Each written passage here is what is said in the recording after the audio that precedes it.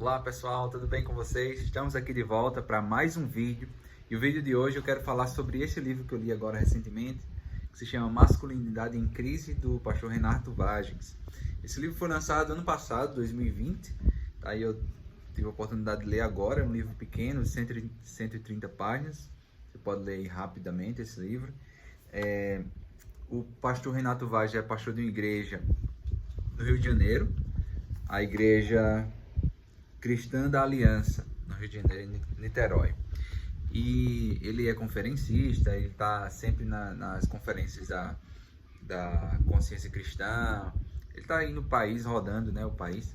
Então, um pastor bem conhecido, e tem um sermão, um bom sermão ortodoxo, uma pessoa que preza pelas escrituras, pela palavra, e trouxe esse livro para a gente refletir sobre a questão da masculinidade no momento agora. Então, a primeira parte a gente vai falar um pouquinho sobre os embates, os problemas, né, essa questão da crise masculina. E aí no próximo vídeo a gente vai falar sobre como é uma masculinidade bíblica, né, que ele trata no livro também.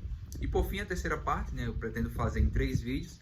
Aí eu vou falar um pouquinho sobre os problemas dessa crise da masculinidade dentro da igreja e passos práticos de como nós podemos resolver, como nós podemos ser intencionais aí nessa questão que é tão importante na sociedade hoje. Então vamos lá. Estou aqui com a colinha, tá, para acompanhar esse tema. O livro é um livro bem claro, direto ao ponto. Ele não traz aquelas palavras difíceis, ele não quer defender uma parte acadêmica muito profunda. É um livro pequeno, com um objetivo claro, com a linguagem simples e acessível. Então, o foco dele, claramente, é que todos da igreja alcancem, não só os acadêmicos, né? Alcance essa leitura e a gente consiga falar e comunicar esses assuntos de uma maneira cada vez melhor.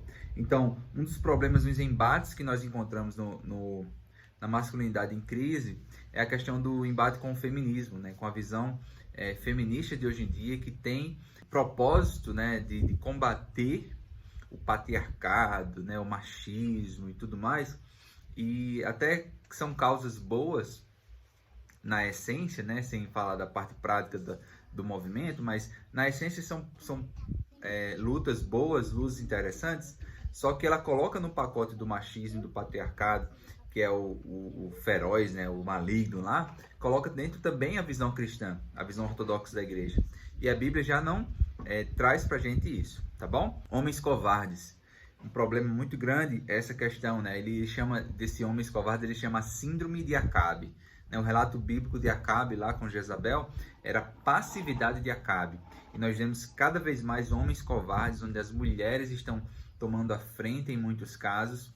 E o foco bíblico aqui não é que o homem tem que ser um faixa preta em jiu-jitsu para resolver todos os problemas da casa com sua força, com sua mão, mas sim a questão da coragem para estar disposto até a morrer pelos os seus, e não colocar a esposa na frente como escudo, como nós vemos uma realidade hoje, infelizmente. Um outro problema com a crise da masculinidade é que os homens são omissos na educação dos seus filhos, na educação formativa dos seus filhos, tanto na parte acadêmica quanto na parte espiritual. Os homens devem estar liderando as suas famílias. A função bíblica fala sobre um homem que protege, ele cuida das famílias e ele protege espiritualmente também. Então, o ensinar a palavra de Deus, o estar na frente disso aí, faz parte da função do homem, tá? Na criação dos seus filhos. Homens que não lideram os seus lares, homens que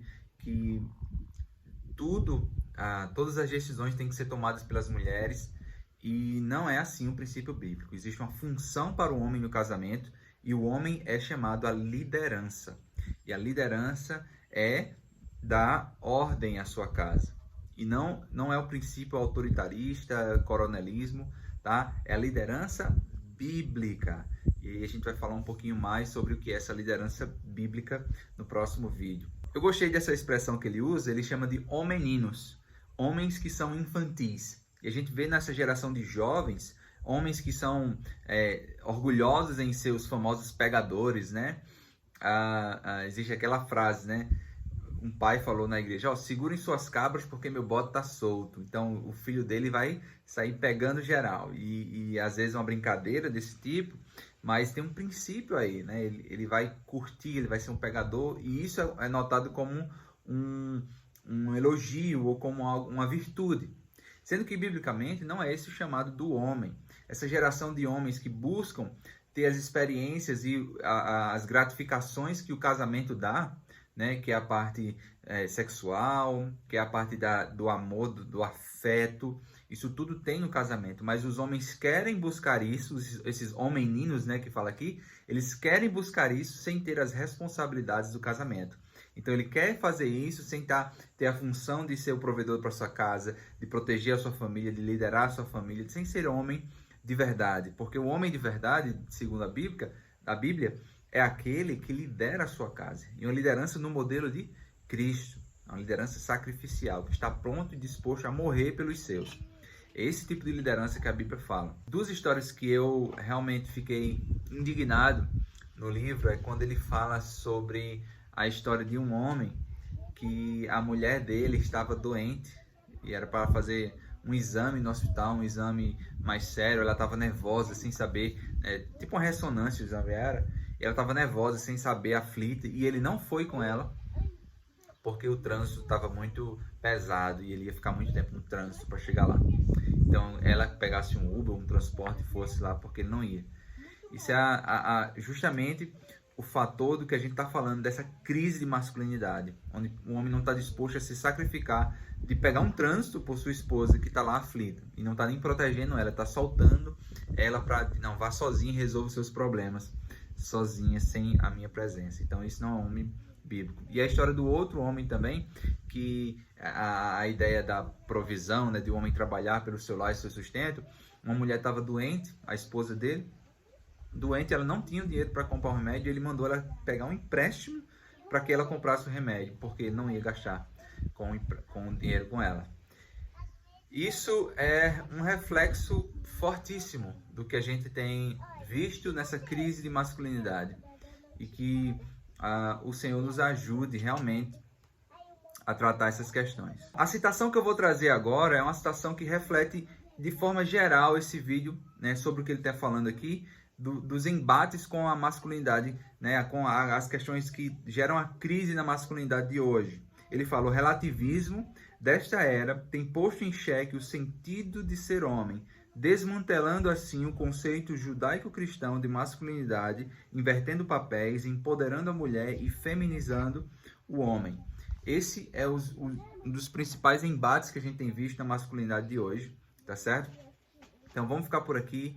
Esse tema é um pouco, pela sociedade que a gente vive hoje, esse é um tema um pouco polêmico, tá? Então eu quero que você fique comigo, busque nas escrituras o que significa ser homem.